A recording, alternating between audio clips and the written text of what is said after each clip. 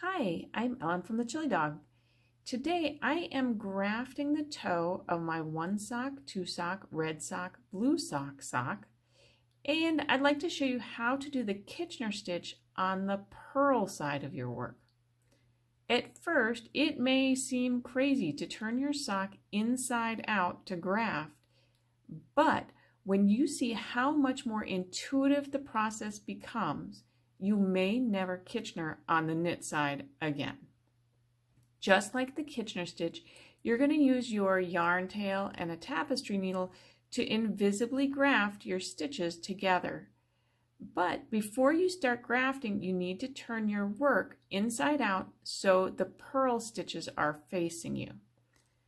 If you're using DPNs, turning a sock inside out so you can still access your needle tips is nearly impossible, especially if you have a really small opening right here, because you would need to bring your sock up through this tiny opening at the toe. So instead, I'm going to transfer these last few stitches that I have onto a pair of circular needles. So I'm going in the same direction that I'd work if I was continuing around. This would be the next stitch I knit, so it's going to be the first stitch that I transfer. And I'll just transfer all of my stitches around onto a long circular needle. Now that my stitches are on a set of circular needles, first I'm going to push my yarn tail down through the hole to the other side, because that's where I'll be doing my grafting. And then I can just point the tips of the circular needles down through the toe hole. And just be careful they don't get caught on anything. Reach up into the sock,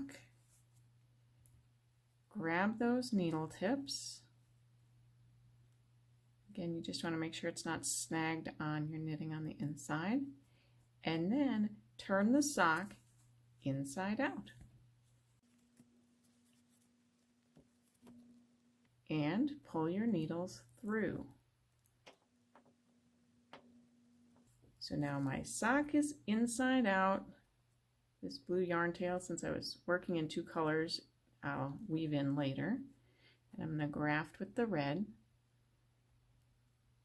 And now, just like for Kitchener, you need your stitches to be divided evenly onto 2 needles, and you're working from right to left. So I'm going to pull the cord of my circular needle here through the center of these 12 stitches that I moved over. 3, 4, 5, 6. So that's right at the center. So I'll have 6 on each side. Pull it through and then get those stitches back on the needle tips. Now I'm going to thread my yarn tail onto a tapestry needle.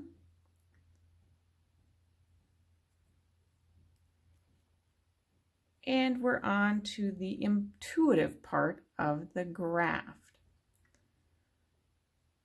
Right now, my yarn tail is at the front of my work.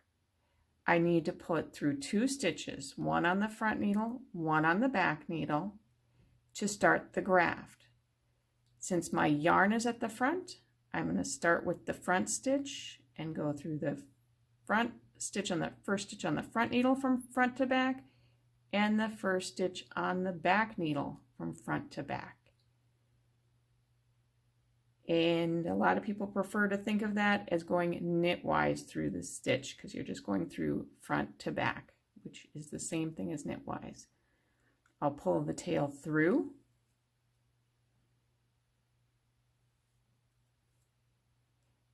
and then drop the stitch off of the back needle.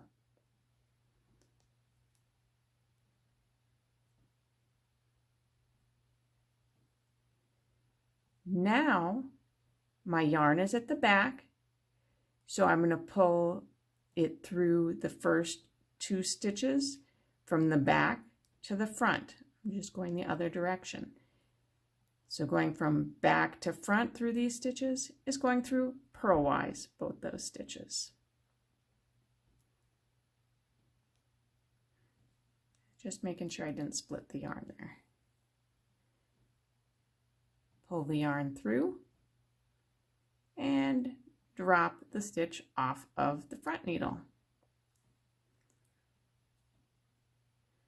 Again, now my yarn is at the front, so I'm going to pull it through the pair of stitches from the front to the back. That's going through each stitch knitwise. Pull the yarn through and drop your stitch off the back needle. My yarn is at the back, so I'm going to go from the back where it is to the front.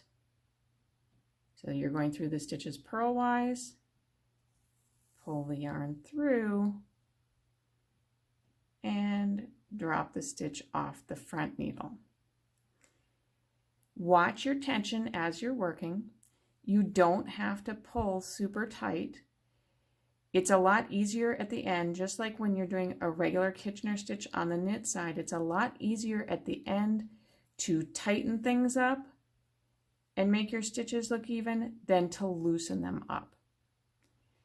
So if you're grafting and you forget if you drop that second stitch or not, don't panic. Just look at your yarn tail.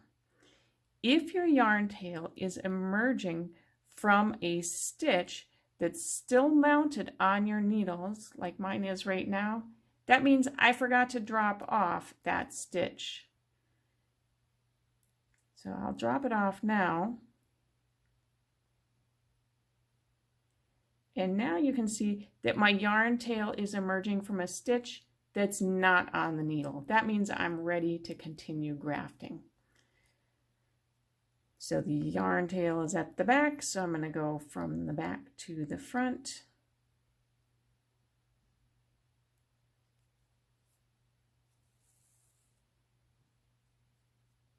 I got a little tangle there. Back to the front and drop off that front stitch.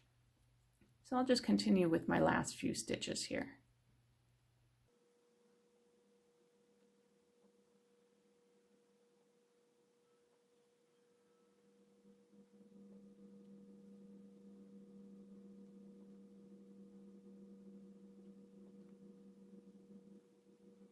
And then when I get to my last two stitches, my yarn is at the front. So I'm going to go through from front to back. And I'll just drop both stitches off of my needle. And then I can weave in my yarn tail at the end. Of course, just like when you Kitchener stitch on the knit side, before you weave in your yarn tail, it's good to check your tension of your stitches where the graft happened. And it looks like mine here happens to be a little loose, and that's okay. Like I said, it's easier to tighten up loose stitches than it is to loosen up tight stitches. So I'm just going to go across the graft and gradually tighten up each stitch just by lifting one leg at a time of each stitch and work my way across.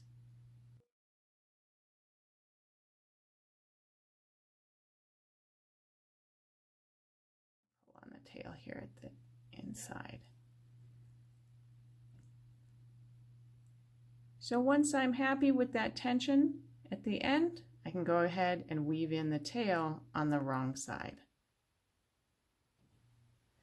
I hope you enjoyed learning how to do the Kitchener stitch on the purl side of your work.